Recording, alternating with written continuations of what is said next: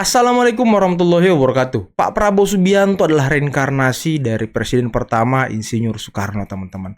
Hal ini dijabarkan oleh Hasan Nasbi terkait dengan bagaimana relasi serta pertemanan Pak Prabowo di dunia internasional, serta bagaimana Pak Prabowo disegani dan dihormati di dunia ini, teman-teman.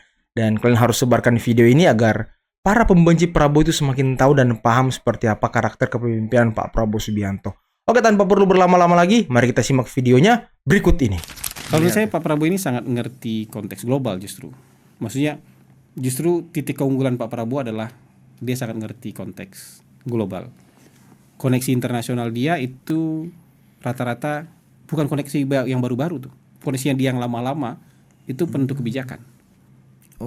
Hari ini tuh penentu kebijakan di berbagai negara. Oh, salah satunya Raja Jordania, teman-temannya King Abdullah II.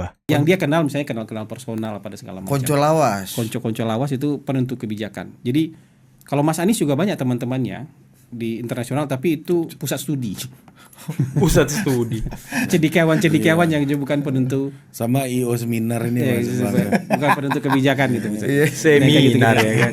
Panitia World Economic Forum gitu dia itu. Nah, Chatham House ya. Nah, jadi konteks global misalnya perundingan setengah kamar dengan orang-orang yang penentu kebijakan juga di negara lain itu Pak Prabowo itu kuat di situ. Justru membaca konteks global beliau akan jauh lebih detail, akan jauh lebih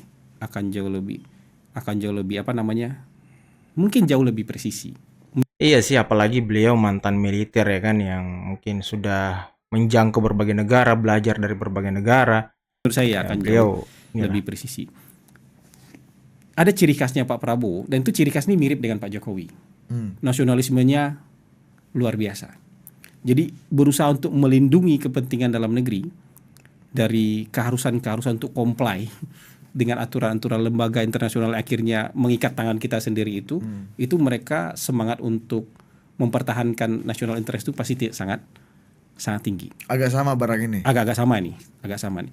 Tapi kan kita diikat dengan politik luar negeri yang bebas aktif, terutama dalam konteks pertahanan, keamanan, perang dan segala macam. Kita bisa main ke Cina tapi bisa main ke Jepang. Makanya Pak Prabowo menunjukkan itu begitu dia terpilih menang Pilpres, dia berkunjung ke Cina sebagai presiden elek.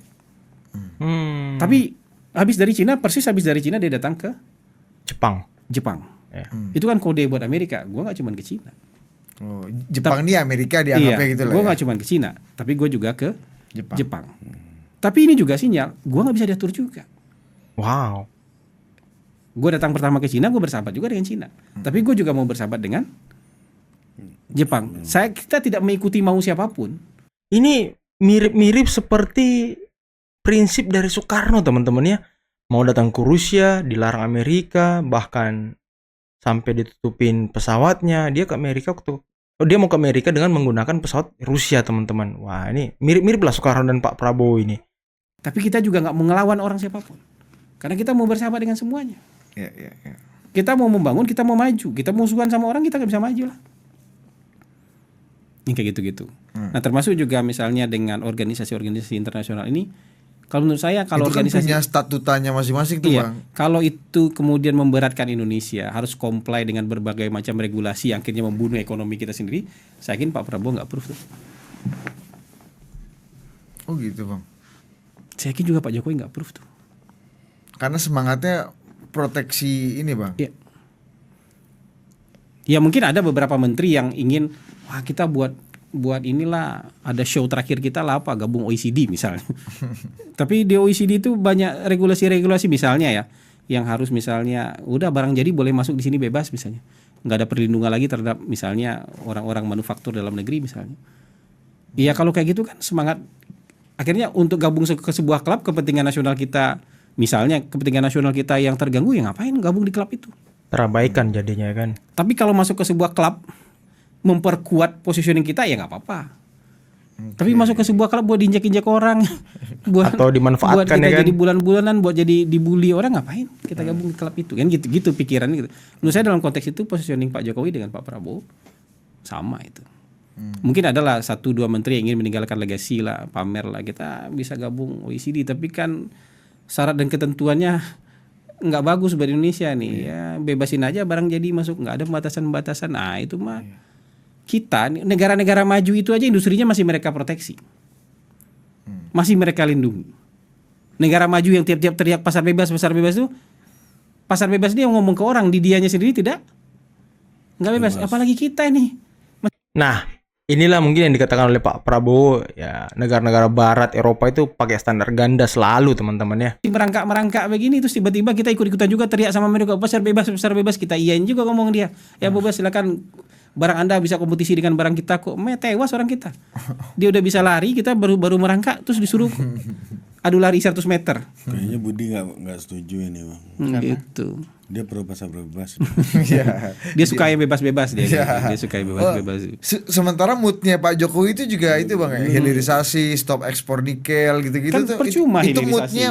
Ini Kita moodnya agak bicara- beda nih bang sama Iya. liberalisasi ekonomi. Kalau kita bicara misalnya hilirisasi, berarti itu kan harus ada peran negara di situ. Kan nggak simsalabim hilirisasi itu muncul. Kita ini hilirisasi makin ke bawah kan makin ke hilir kan produknya makin jadi itu. Ya. Terus tiba-tiba dari dalam porsi ini barang asing maju terus kita bilang ya yang bagus itu adalah free competition. Biarin aja kompetisi barang kita sama barang luar. Ini baru mulai. Ya itu udah advance masuk ke sini dengan biaya yang jauh lebih murah dan teknologi yang lebih advance, kita dapat apa?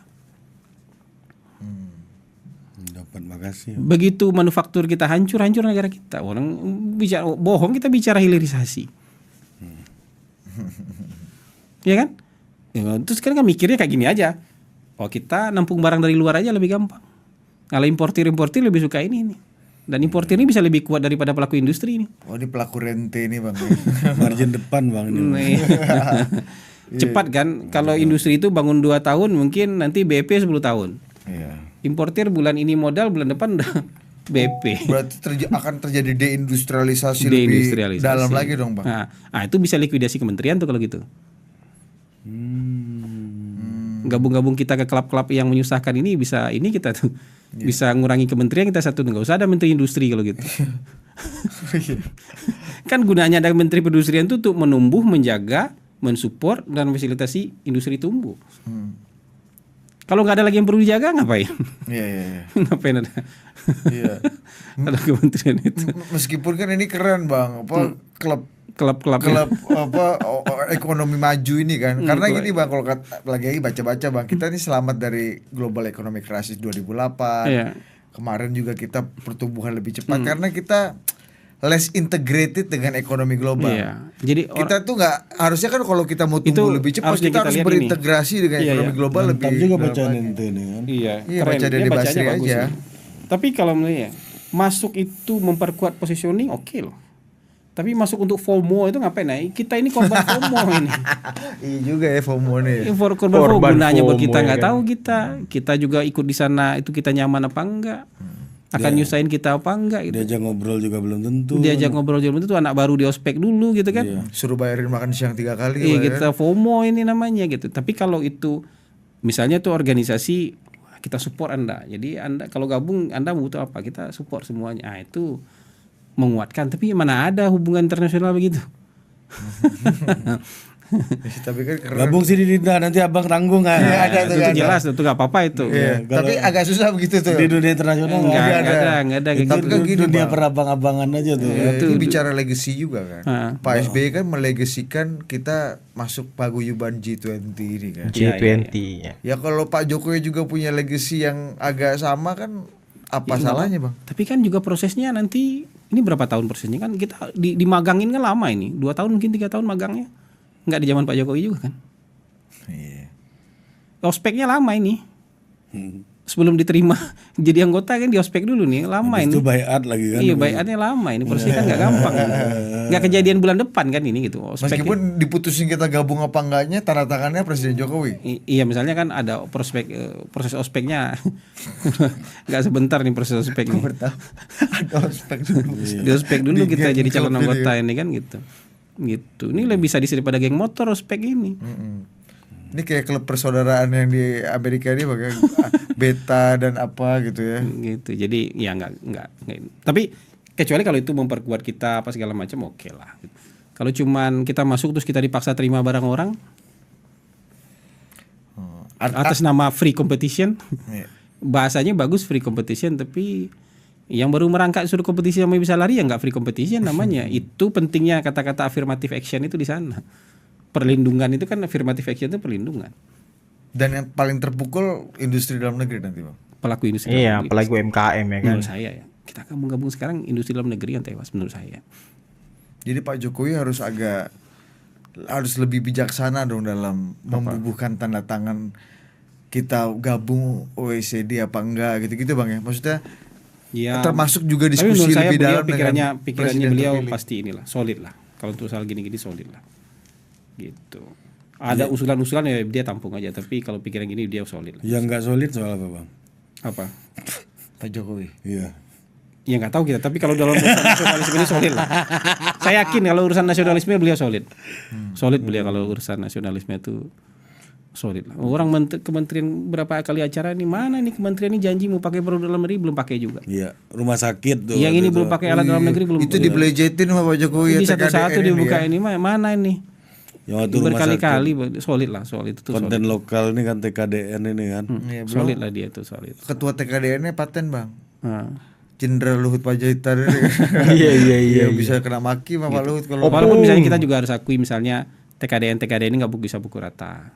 Ada barang memang kita ya 10% TKDN aja udah syukur gitu loh. Maksudnya yang advance atau belum ada ekosistem di sini tuh oke lah. Tapi banyak hal sebenarnya yang kita udah bisa bikin.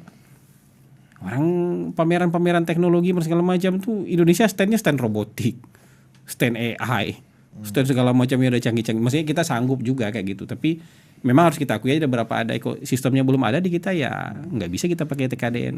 Sekarang kalau drone-drone tuh main 100% TKDN juga bisa kita mengarah ke sana kan. Atau 70% gitu bisa kita mengarah ke sana. Udah jago-jago orang kita. Orang ada yang di ban sama Amerika kan Ah, bang. di Surabaya. Oh orang iya kita. iya benar. Karena Yang jual dia drone ke Iran. luar negeri, ternyata drone itu nyampainya di Iran. Oh gitu. Di ban dia pengusaha ini. Nggak boleh berdagang dengan Amerika. Buatan dalam negeri bang. Buatan dalam negeri. Padahal itu dia ngelayanin orang mesen aja kan. Karena dia ngelain orang mesin aja sebenarnya. Kan orang bisa aja pakai perantara 3 atau 4. Kita Shippingnya shipping biasa aja kan. Iya, ya? shipping kita biasa. nggak ngerti yang beli ini Taliban, yang beli ini apa, Ya, kita nggak ujungnya kan ngerti. dia nggak perlu tahu. Iya, bener Kan dia penting ada yang beli ke dia, mesen ke dia kirim. Terus drone yang dia pesan Iya. nyampe di Iran, di ban dia. Bisnis sama Amerika nggak boleh. Kan nggak mungkin dia tes psikologi dulu orang yang mau beli ini kan. Masa dia ada due Psikotes diligence-nya dulu sampai dia. segitu kan nggak Iya. mungkin. Ini kan Nanti bukan- Anda mau jual sama siapa ini? Kayak jual Pakai- senjata di Amerika ini loh. Ada psikotes dulu kan. Ini kan bukan apa namanya nih diplomasi pertahanan juga kan. Kalau Iya. diplomasi pertahanan nggak boleh tuh.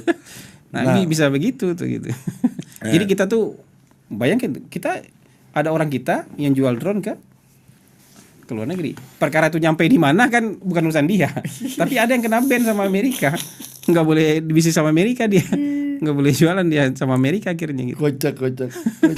Nah teman-teman itulah tadi penjabaran serta penjelasan dari Hasan Nasbi terkait dengan bagaimana relasi serta kekuatan Pak Prabowo di dunia internasional, seperti apa beliau disegani di dunia internasional teman-teman. Ini tidak lepas dari beberapa negara yang notabene merupakan teman dari Pak Prabowo Subianto atau teman lamanya. Salah satunya mungkin Jordania ya, yang merupakan Raja Kim Abdullah II yang merupakan rekan dari Pak Prabowo Subianto semenjak masih di TNI teman-teman. Dan beberapa negara lainnya juga Pak Prabowo memiliki rekan yang juga bersahabat dengan dirinya sewaktu TNI. Ini menarik teman-teman. Sepertinya ya, di dunia yang gonjang-ganjing ini yang menjadi penentu kebijakan sebuah negara itu memiliki atau sebagian besar memiliki latar belakang militer teman-teman. Mungkin karena ya kalau kita lihat siklus global sekarang ya semakin carut marut, peperangan di mana-mana dan segala macam, dan Indonesia sangat tepat dipimpin oleh Pak Prabowo Subianto saat ini. Oke, cukup sekian dulu video kali ini. Jangan lupa like, subscribe, dan share videonya. Akhir kata, billahi taufiq wal hidayah. Wassalamualaikum warahmatullahi wabarakatuh. Bye-bye.